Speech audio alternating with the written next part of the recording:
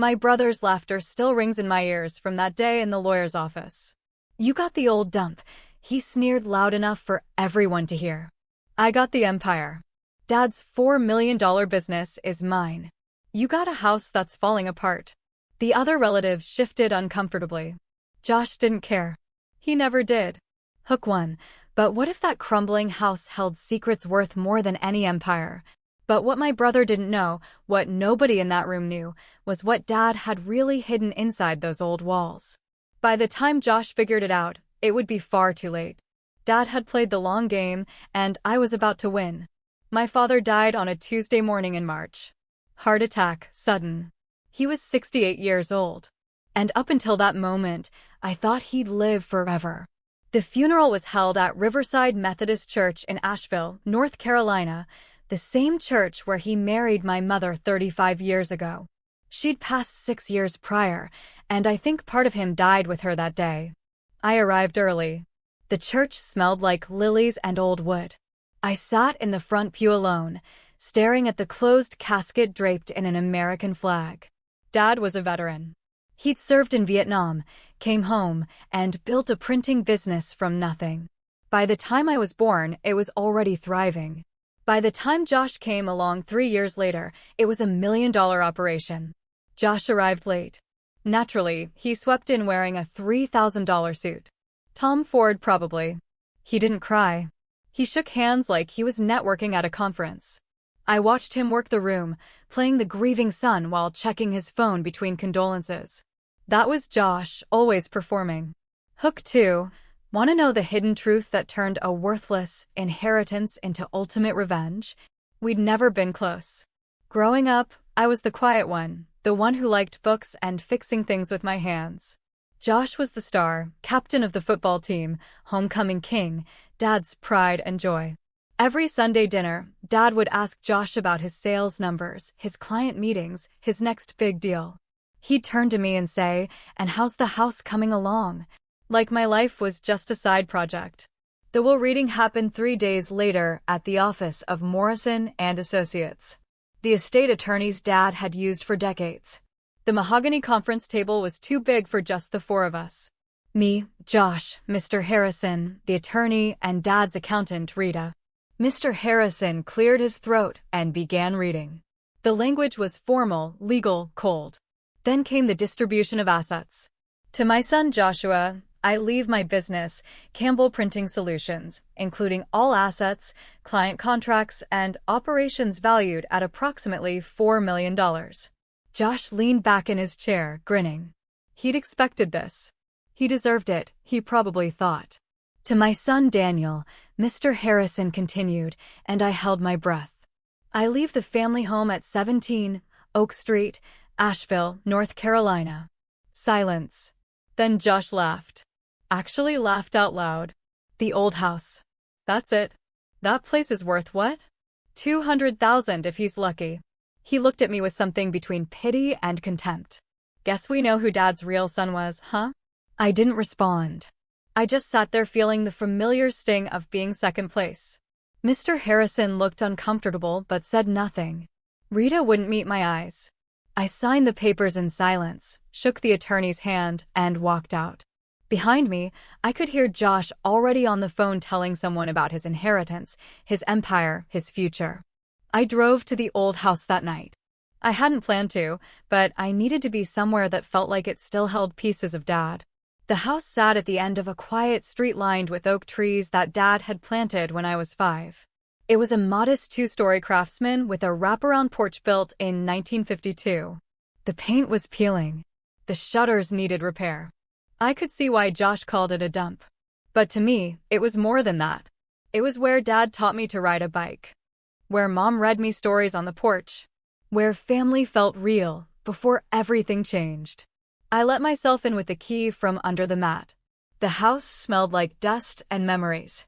I walked through the empty rooms, my footsteps echoing on the hardwood floors. In the living room, I sat on the floor where the couch used to be. And for the first time since Dad died, I cried. The next day, I started cleaning out the house. It was full of junk. Old furniture, boxes of papers, Dad's collection of antique tools. I worked methodically room by room. It was therapeutic in a way. A chance to say goodbye. In the attic, I found something strange. A loose floorboard near the back wall. I pried it up with a crowbar from Dad's tools. Underneath was a small metal safe, bolted to the beams. It had a combination lock. I tried Dad's birthday. No luck. Mom's birthday. Nothing.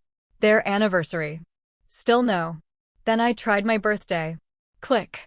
The doors swung open. Inside was a stack of papers, some cash, about $50,000, and a letter. Addressed to me. In Dad's handwriting. My hands shook as I opened it. Daniel, if you're reading this, I'm gone. And you've probably just inherited the house. I know Josh got the business.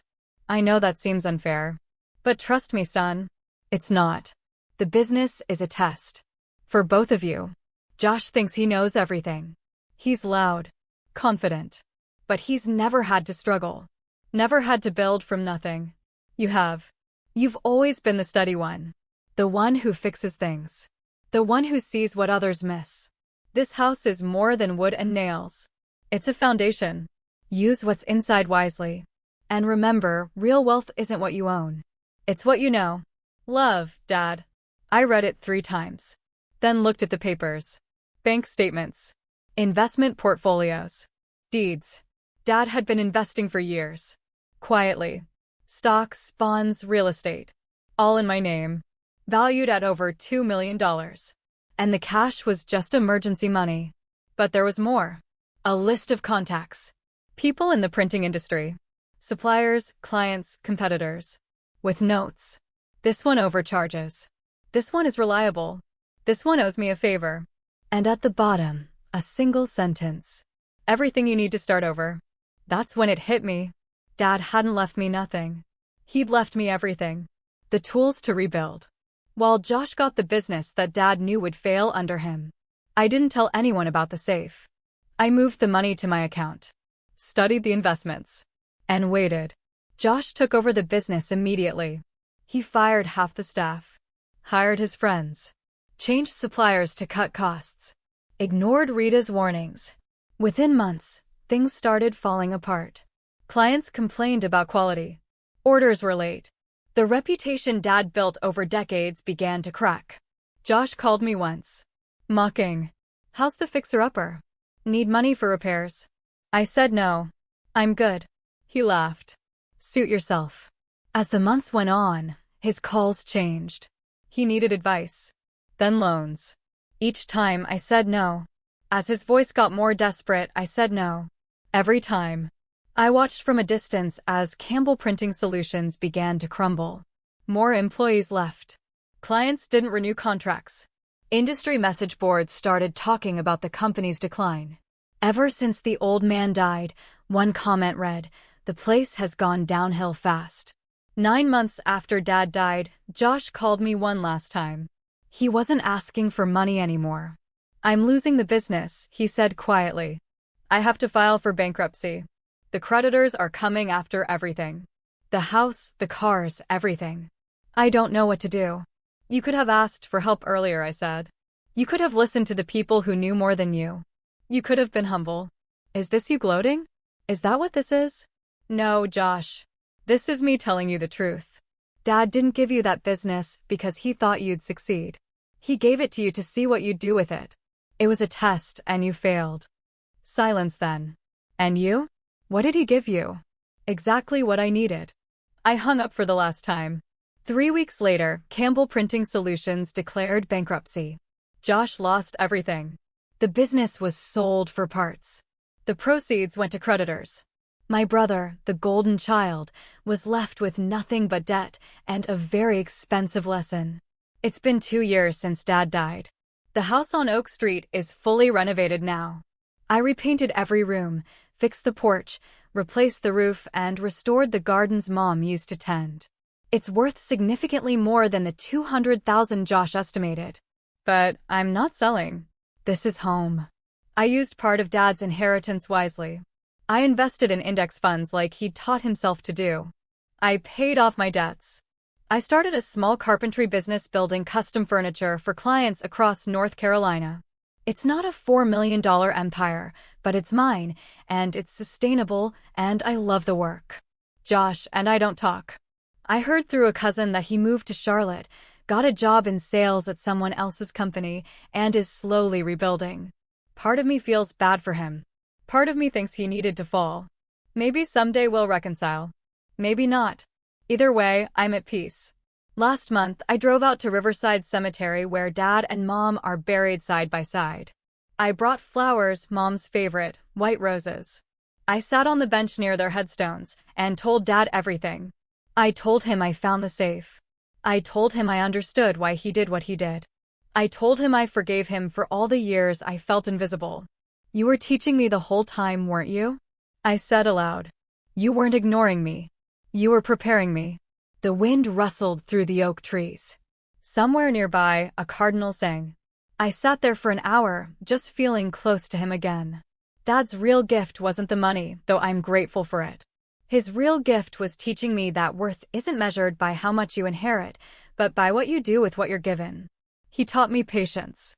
He taught me humility. He taught me that the loudest person in the room isn't always the wisest. Josh got what he wanted. I got what I needed. And in the end, that made all the difference. Dad knew his sons better than we knew ourselves. He gave each of us exactly what we deserved. Not in money, but in lessons. And I finally understand that the greatest inheritance isn't what you receive, it's what you become. If this story resonated with you, I'd love to hear your thoughts in the comments below. Have you ever experienced a family inheritance situation?